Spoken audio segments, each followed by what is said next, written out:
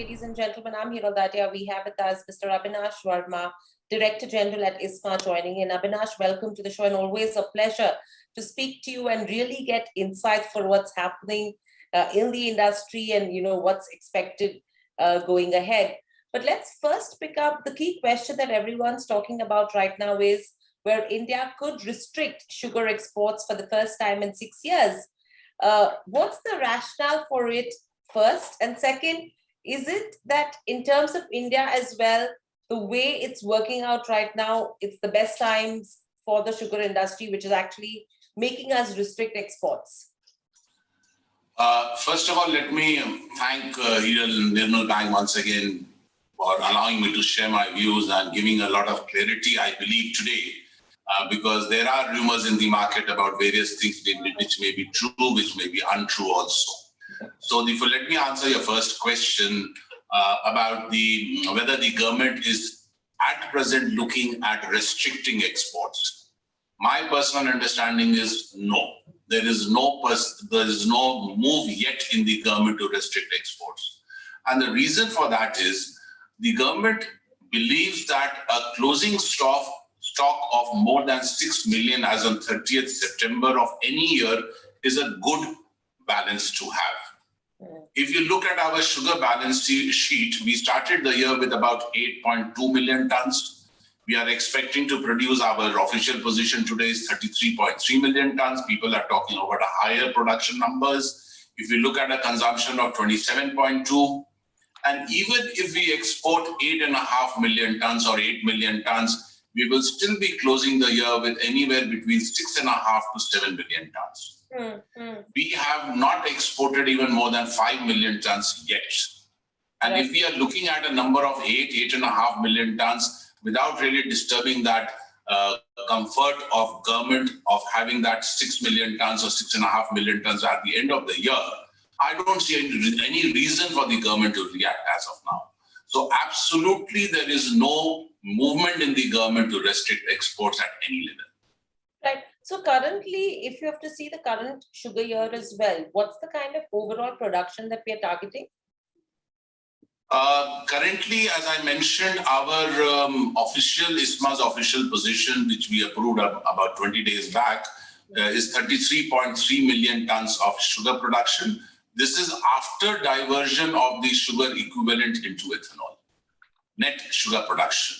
But after that, Maharashtra and Karnataka continue to give us surprises. So the production, we might have a meeting and decide to look at a higher number. But as of now, 33.3 million tons of production. Right. And overall, taking the way sugar is being now used as well, where are we in terms of ethanol blending?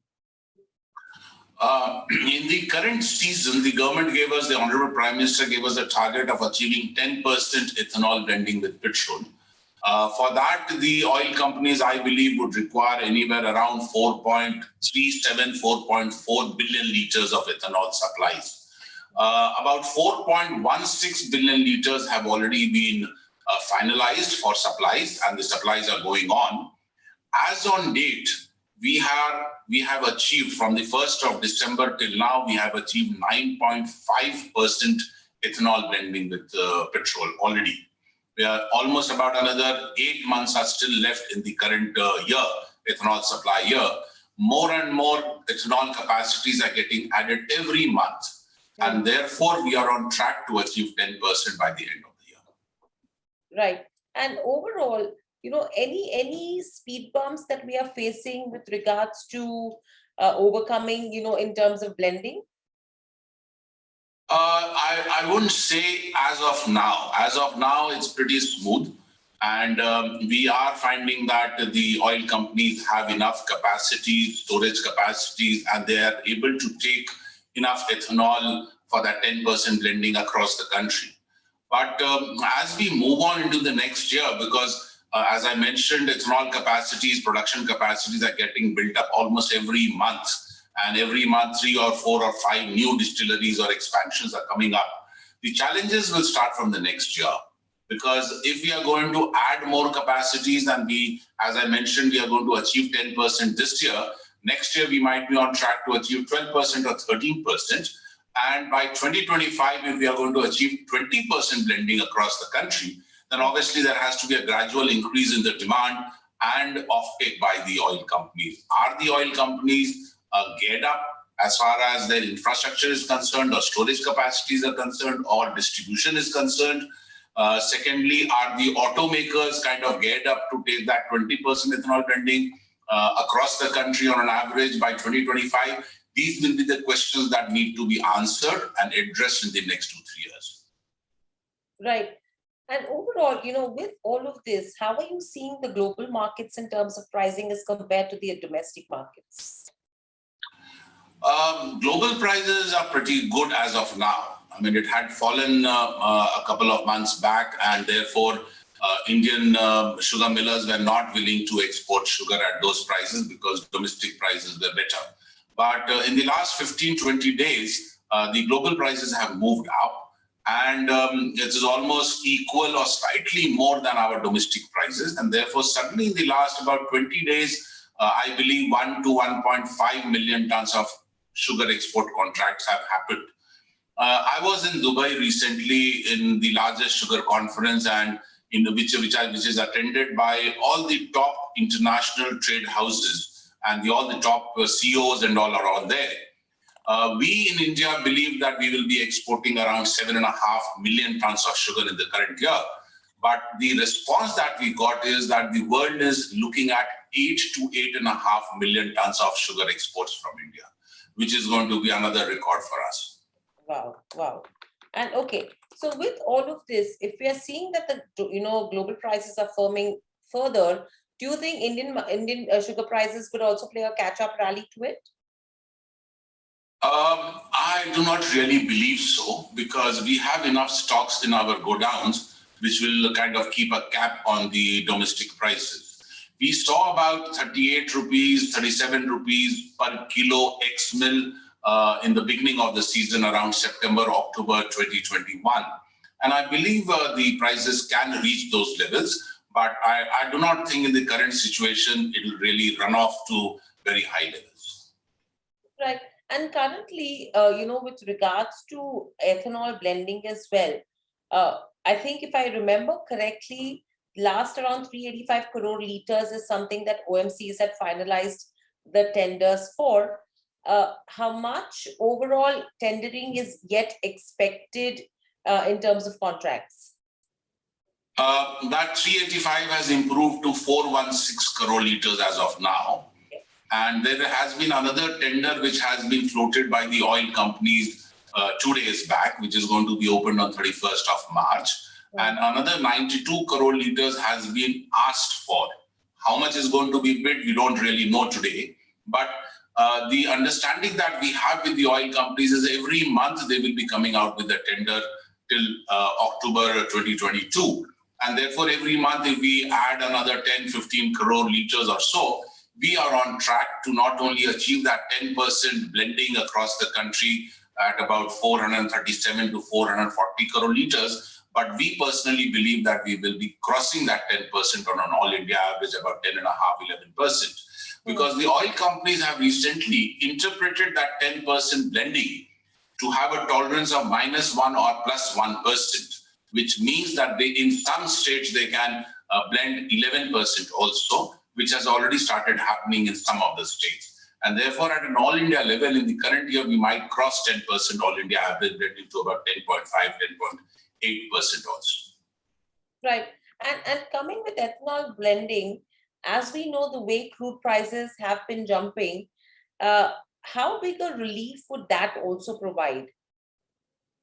See, I believe the crude oil prices will not change the pricing scenario for ethanol, because the government of India is very clear that the ethanol prices are based not on crude oil prices, not on petrol prices, but are linked to our feedstock prices, which is sugar cane, bee molasses, sugar prices, or the grain prices. So increase in the crude oil prices is not going to change our ethanol prices in India.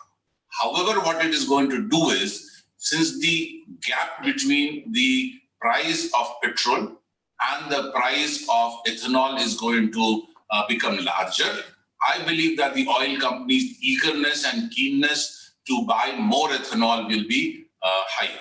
And therefore, we expect them to come and increase the demand or take more and more ethanol from us. Secondly, the crude oil price increase also means that the freight cost across the world is going to go up, has already gone up. And therefore, the cost of freight of sugar is going to be higher for a large exporting country like Brazil. And therefore, if the freight cost from Brazil to, say, Bangladesh or to, say, Malaysia or to China or to the Middle East is going to be higher, is going to give us a freight advantage for the Indian sugar exporters. And therefore, that is why we are seeing more and more people asking for Indian sugar, at least in the vicinity or the closer countries to India. Right. And apart from this, what's the status of the sugarcane arrears to farmers right now? Where does it stand? I don't have the exact numbers with me in front of but it's much better. I mean, we are seeing that since the ethanol program has taken off, our cash flows are much better. Since the sugar diversion into ethanol is better, therefore the surplus sugar quantity is also lower as compared to earlier years, and therefore the sugar prices are also better. From all points of view, our cash flows are much better, and therefore the arrears are much lower than what it used to be in the previous years. Right. And very lastly, Abinash, overall, from here on, what are the key opportunities we are seeing for the industry, one, and anything that we are expecting the government to intervene as well from positive steps perspective? Yes, thank you for that question. First of all, we see from the Indian industry side that anybody who is investing in the ethanol sector or the ethanol production capacity will have that flexibility to take advantage of either a higher sugar price when they increase sugar production, or if the ethanol is doing well, shift to more of ethanol production. So anybody who has that flexibility like the Brazilians have will be in a very advantageous position to gainfully use their feedstock to either produce sugar or produce more of ethanol. And that is the key as we move forward. What it is also doing is, we are able to, like for the current year, we are able to reduce about 3.4 million tons of sugar production by diverting that into ethanol. So it reduces our stocks, improve the sugar prices. So ethanol is the story that is going to help the sugar side also. And that is what we want in India. Absolutely. And I think the story looks pretty promising over the last couple of years, and hope that continues as well for the industry, for the sector as a whole. Thank you, Abinash, so much for joining us on the show. It's always a pleasure to speak to you and get insights from you. Thank you. Stay safe and speak to you soon again. Thanks a lot. All the best. Bye. Subscribe to our YouTube channel for in-depth interviews of India Inc. and press the bell icon so that you do not miss our updates.